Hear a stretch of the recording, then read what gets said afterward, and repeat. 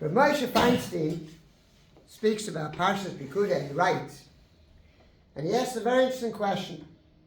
Here by the Mishkan, it says that the first thing that they brought into the Mishkan was the Aron. Yeah.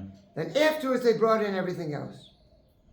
The Malbim asked the question that when Shlomo built the Beis HaMikdash, it says over there, they first brought everything into the Beis HaMikdash, and the last thing they brought into the Beis HaMikdash was the Aron.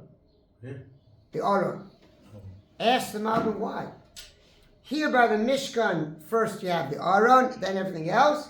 There, first comes everything else, then comes the Aron. Why? The change of order.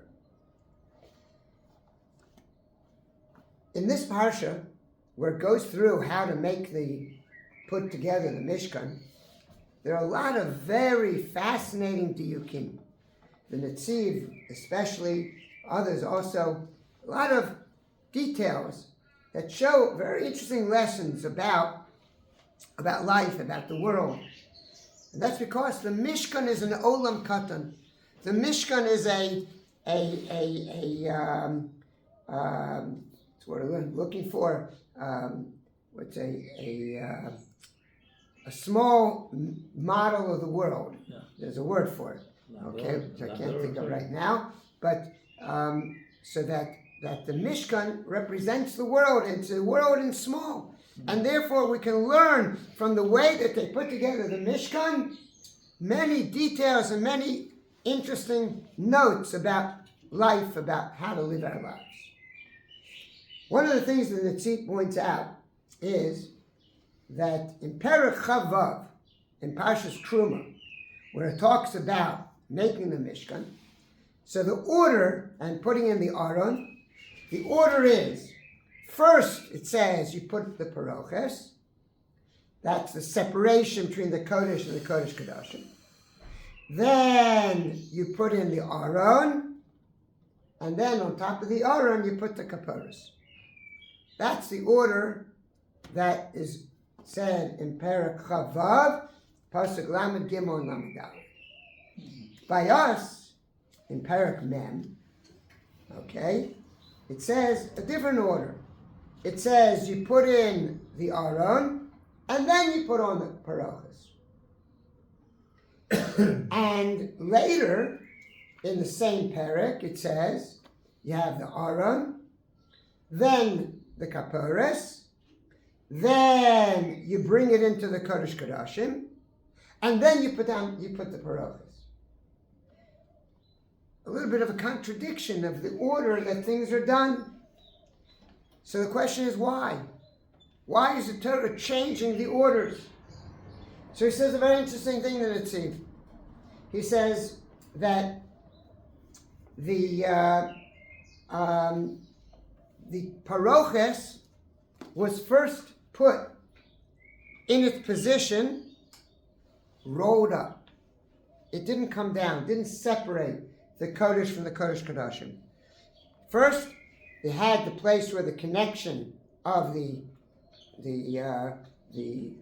coverings of the oil, and at that connection, we had 20 amos and then 10 amos in the back. That's where they connected the Paroches to the top, but it was rolled up. It wasn't separating. They first put the Aron into the area that's supposed to be the Kodesh Kodashim. And after they put the Aron in there, then they put down the Parochas. And it was a process. It says, what was the process? The process was, first they brought the Aron that had the Luchas in it. And the Kaporos, which is the covering, which had the Kruvim, was not put in position. They had the Aron and the Kaporos. It says, for example, you have the Aron lengthwise and the Kaporos widthwise, so that it wasn't covering it in the proper way. They brought these two together into the area that eventually would be the Kodesh Kodashim. And then they put down the Paroches, and then they turned around the Kaporos and put it in the right position. That's the way they made the Mishkan. Okay? And there's a reason for it. There's something that's come to represent, which we'll talk about in a minute. But it's very interesting, the details of how everything has to be done. There's a specific order, right? Which seems a little strange, but there's something that we're going to learn from it. There's another ha'ara that I want to talk about. There are many, many points, but there's another point that I want to talk about. And that is that when they brought the Mishkan to Moshe, it says they couldn't put it up, and they brought all the parts to Moshe. So the Pasuk says, Vayaviu es ha-Mishkan el Moshe. How did they bring it? Ha'ohel. What's the ohel? Those are the coverings. That's the curtains that were covering the Mishkan. There's kol kelav, krasav, then krashav. After you brought the ohel, they brought the beams of the Mishkan. Brichav, those poles that went in to keep the beams together. Vamudav, vadanav, and at the end, the sockets. Now, you can't put up the poles of the Mishkan until you have the sockets there. But the sockets are last. Starts off on top, then comes down. Why is it that order? Says the Malbim that the Mishkan had a purpose which was slightly different than the purpose of the Beis HaMikdash. Because in the Mishkan, the job of the Mishkan was to bring the Shekhinah from heaven to earth. Once Shekhinah was here, the Beis HaMikdash continued that. But the first thing was to bring the Shekhinah. Says the Malbim, therefore, for bringing the Shekhinah, the first thing was the Luchos. The first aspect of the Shekhinah was Mamad Har Sinai, where HaKadosh Baruch Hu gave us Aseret HaDibros.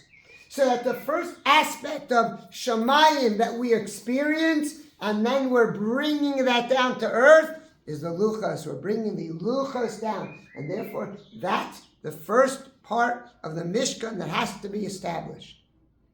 And it's very interesting because it's telling us that the way that we have to establish the Mishkan is make it a place of the house of Hashem, and then everything else will fall into place. So they started from building from the top down.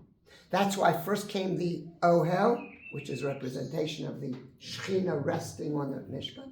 Then the walls and everything. Then get to the sockets, because you're building from up down. That's the order. You're bringing the Shekhinah from Shamayim and making that Shekhinah be Shochen and influence everything on earth. That's the order of building the Mishkan. And now we can learn from this that that's why they first brought the Aram with the Luchos and the Kapparos. The Kapparos shows the relationship of Hashem to Klal Yisrael. Right? The two Kruvim show the relationship, represent the relationship between Hashem and Klal Yisrael. You bring that into a place that's not yet Kodesh Kodashim, because first, the whole earth has to be imbued with, like Mamad Har Sinai, all Klal Yisrael has to see Shekhinah. We have to experience godliness. Bring it in.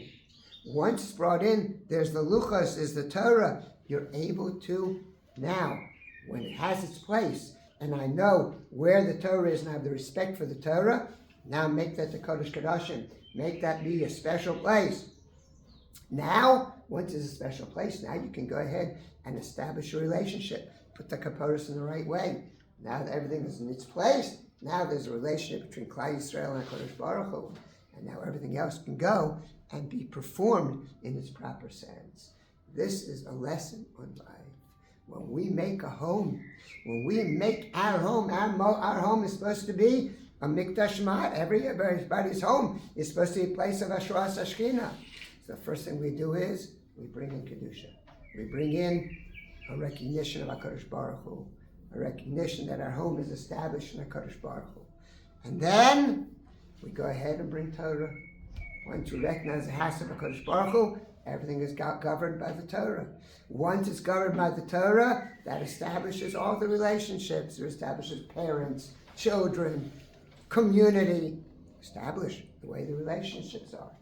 And then, once you have that, it's able to seek down to every aspect of society to fall in its place and have its proper representation and its proper job, symbolism and job and activities. And through that, you have a community like a Mishkan, like a world that can be established at the Mishkan to be totally a makom for Ashras Hashchina.